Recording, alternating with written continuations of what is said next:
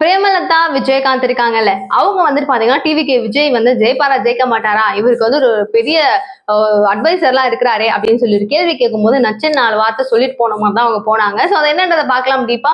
நீங்க பார்த்துட்டு இருக்கிறது கல்கா நியூஸ் நான் தீபிகா. ஆக்சுவலி நடக்கிற விஷயம், அவங்க வந்துட்டு ஒரு பிரஸ் மீட்டுக்கு வந்திருக்காங்க. ஸோ அவங்களுக்கே ஆல்ரெடி வந்து பாத்தீங்கன்னா ஒரு செம்ம கான்ல இருக்காங்க.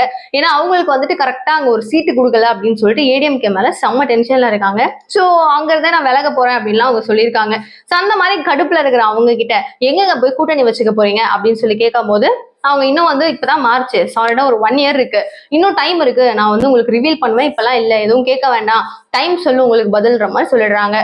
ஒருவேளை பிரேமலதா போயிட்டு டிவிகே விஜய் கூட சேர்ந்துருவாங்களோ அப்படின்னு யாரோ ஒருத்தவங்களுக்கு டவுட் வந்து கேட்க, இந்த மாதிரி டிவிகே விஜய் வந்துட்டு ஒரு அட்வைசர் எல்லாம் வச்சிருக்காரு, அதாவது யார பிரசாந்த் கிஷோர் எல்லாம் வச்சிருக்காங்க, நீங்க என்ன நினைக்கிறீங்க அதை பத்தி, அவர் கன்ஃபார்மா வந்துட்டு ஆட்சியை புடிச்சிருவாரா அப்படின்னு சொல்லி கேட்கும் போது, நீங்க அட்வைசர் வச்சிருந்தா யாரா இருந்தாலும் ஜெயிச்சிருவாங்களா என்ன, அந்த அட்வைசர் முதல்ல அவர் என்ன பண்ணிருக்காருன்னு பாருங்க அப்படின்னு சொல்லிட்டு சமம் பல்பு கொடுத்துட்டாங்க.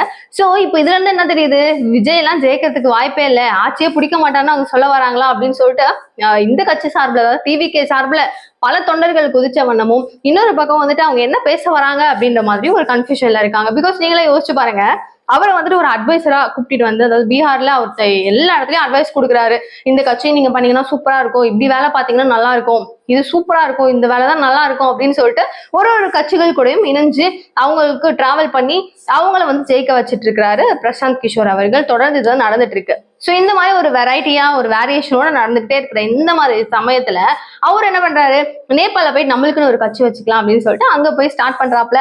அங்க ஒன்றும் பெருசா போல, அங்க வந்து அவருக்கு தோல்விதான். இந்த விஷயத்த அவர் ஒழுங்கா பண்ணிக்கல, இங்க வந்து பண்ணிடுவாரா அப்படின்னு சொல்லிட்டு பிரேமலதா கேட்கறாங்க. பட் இது எப்படி போகுதுன்னு தெரியல.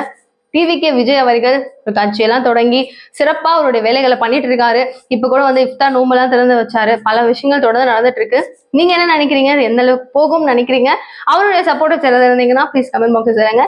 நிறைய அப்படியே தொடர்ந்து பேசிட்டே இருக்கலாம். நீங்க தெரிஞ்சுக்கணும் அப்படின்னு நினைச்சீங்கன்னா, அதுவும் குட்டி குட்டி விஷயங்கள்லாம் தெரிஞ்சுக்கணும் அப்படின்னு நினைச்சீங்கன்னா சேனலை சப்ஸ்கிரைப் பண்ணிக்கோங்க. தேங்க்யூ சோ மச் ஃபார் வாட்சிங். பாய்.